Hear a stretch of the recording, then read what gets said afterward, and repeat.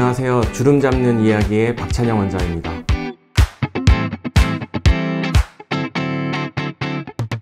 우리가 흔히 성형이라고 하면 외모를 바꾸는 일로만 생각하시잖아요. 그런데 저는 그보다 훨씬 더 많은 이야기가 얼굴에 담겨 있다고 생각하거든요.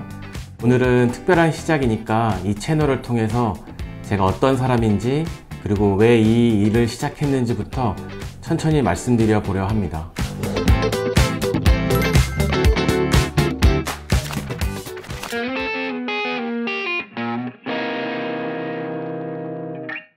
원장님은 왜 성형외과 의사가 되셨어요? 사실 저는 처음부터 성형외과를 할 생각은 없었고요.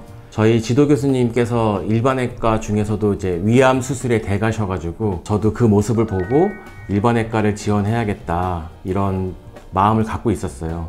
본과 4학년 때 교과 과정을 시작을 하면서 성형외과 수업을 들어보니까 생명을 살리는 것도 물론 고귀한 일이지만 환자의 얼굴을 고쳐주고 그걸로 인해서 갖고 있던 환자의 마음까지 치료해 줄 수 있지 않을까? 그런 생각이 들어서 갑자기 그때 진로가 좀 바뀌게 됐어요.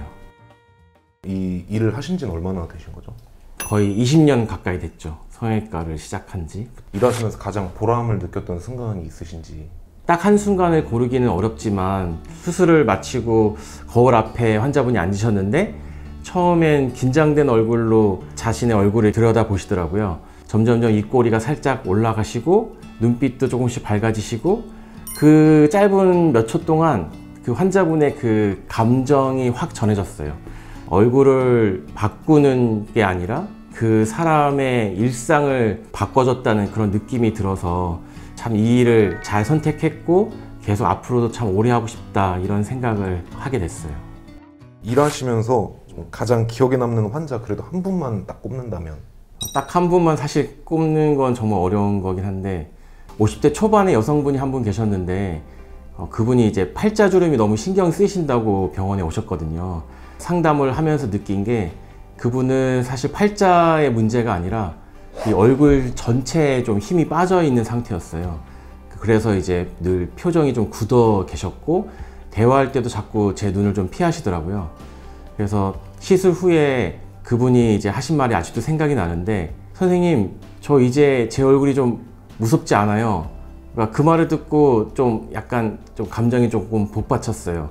그래서 참 예뻐지고 싶은 게 아니라 환자들이 자기 얼굴을 다시 받아들이고 싶었던 거구나.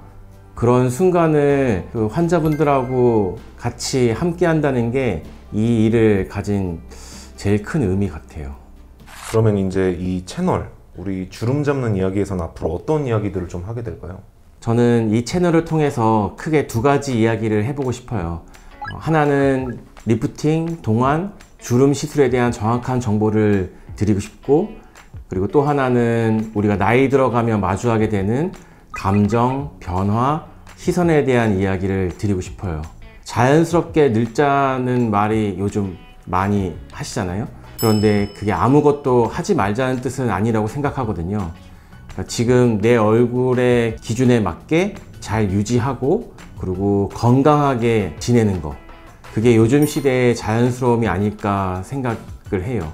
예뻐지는 법보다 얼굴과 잘 지내는 법, 당기는 법보다 좀 놓아두는 법, 무조건 고치는 게 아니라 잘 살아온 얼굴을 어떻게 다시 잘 써볼 수 있을지 그 이야기를 해보고 싶습니다. 그 이야기를 함께 나눌 수 있는 공간이 되길 바라봅니다. 저는 오늘부터 유튜브도 주름 잡고 여러분들의 주름도 잡고 싶은데요. 저와 함께 주름 잡는 여정을 함께 떠나보시는 것은 어떨까요? 이상 박찬영 원장의 주름 잡는 이야기였습니다. 감사합니다.